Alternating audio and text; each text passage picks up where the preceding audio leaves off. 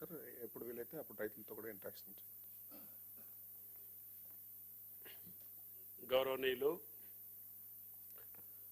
దేశ రాజకీయ చరిత్రలో ఒక సుదినం,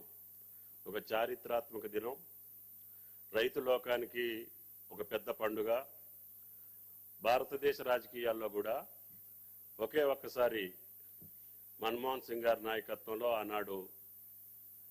యూపీఏ ప్రభుత్వం దేశం మొత్తానికి కలిపి 70,000 కోట్లు రుణమాఫీ జరిగింది. దాని తర్వాత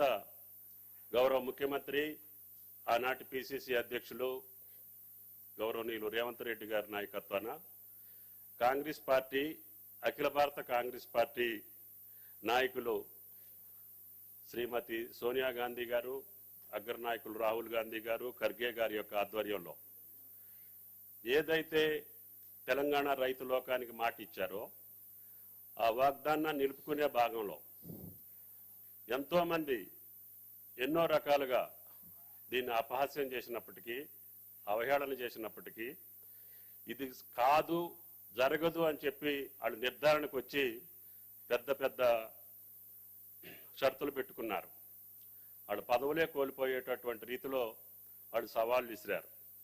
వాటిని అన్నింటినీ కాదని క్లిష్ట పరిస్థితుల్లో కూడా, ఆర్థిక పరిస్థితులు అనుకూలంగా లేకపోయినా, గత ప్రభుత్వ కాలంలో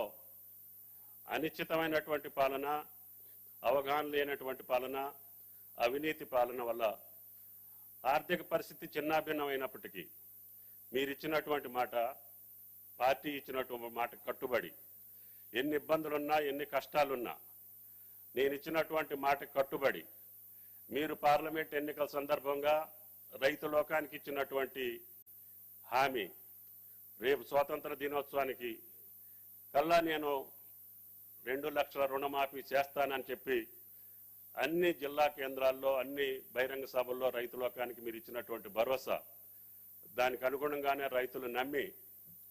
మనకి అధికారం ఇచ్చారు, తద్వారా మనల్ని ఆశీర్వదించారు. ఆ ఆశీర్వాద ఫలితంగా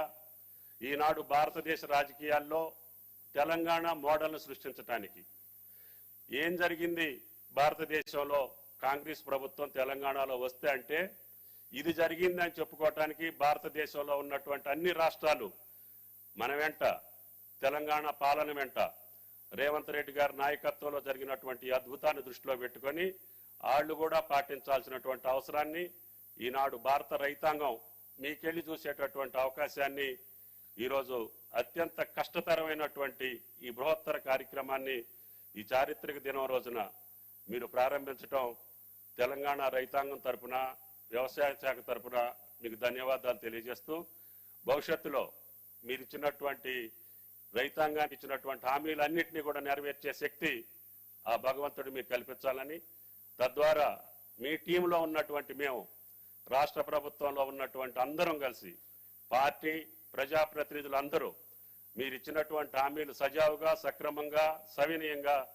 రైతాంగానికి, ఈ రాష్ట్ర ప్రజలకు అందించడానికి శాయశక్తులా కృషి చేస్తామని, అదేవిధంగా అధికార యంత్రాంగం కూడా మీరు పెట్టుకున్నటువంటి టీము భవిష్యత్తులో మన పాలన చూసి, మన రాష్ట్రాన్ని చూసి పక్క రాష్ట్రాలు అనుకరించేటట్టుగా మన పాలన కొనసాగాలని, ఈ సంవత్సరం మంచి వర్షాలతోటి మీరు ఇచ్చినటువంటి ఈ చేయూత, ఈ భరోసా, ఈ యొక్క రుణమాఫీ వల్ల తప్పకుండా పసిడి పంటలు తెలంగాణ వ్యాపితంగా అన్ని జిల్లాల్లో అన్ని పంటలు సక్రమంగా, సవ్యంగా ఆ భగవంతుడి దయ వల్ల పండాలని, తప్పకుండా మీ ఆధ్వర్యంలో తెలంగాణ సుభిక్షంగా ఉండాలని, రైతాంగం ఇంకా అనేక కార్యక్రమాలకు అనుకూలమైనటువంటి తెలంగాణ రాష్ట్రాన్ని అన్ని రంగాల్లో ముందుకు తీసుకెళ్ళటం కోసం మీరు ఇచ్చినటువంటి ఈ చేయూత, ఈ భరోసా, ఈ ధీమా రైతాంగం గుండెల్లో పెట్టుకొని వ్యవసాయాన్ని భరోసాగా చేసి ధైర్యంగా నిలబడి తెలంగాణ రాష్ట్రాన్ని అన్ని రంగాల్లో ముందుంచడానికి వ్యవసాయ రంగం ఇచ్చేటటువంటి జిఎస్డిపి, దీనివల్ల వారి యొక్క జీవన స్థితిగతులే కాకుండా రాష్ట్రం యొక్క ఖజానాని కూడా ఎక్కువ ఓతాన్నిచ్చి, ఎక్కువ ఆదాయం వచ్చి తప్పకుండా భవిష్యత్తులో ఈ యొక్క తెలంగాణ రాష్ట్ర ప్రభుత్వం రేవంత్ రెడ్డి గారి నాయకత్వంలో, మా ఉప ముఖ్యమంత్రి బట్టి గారు,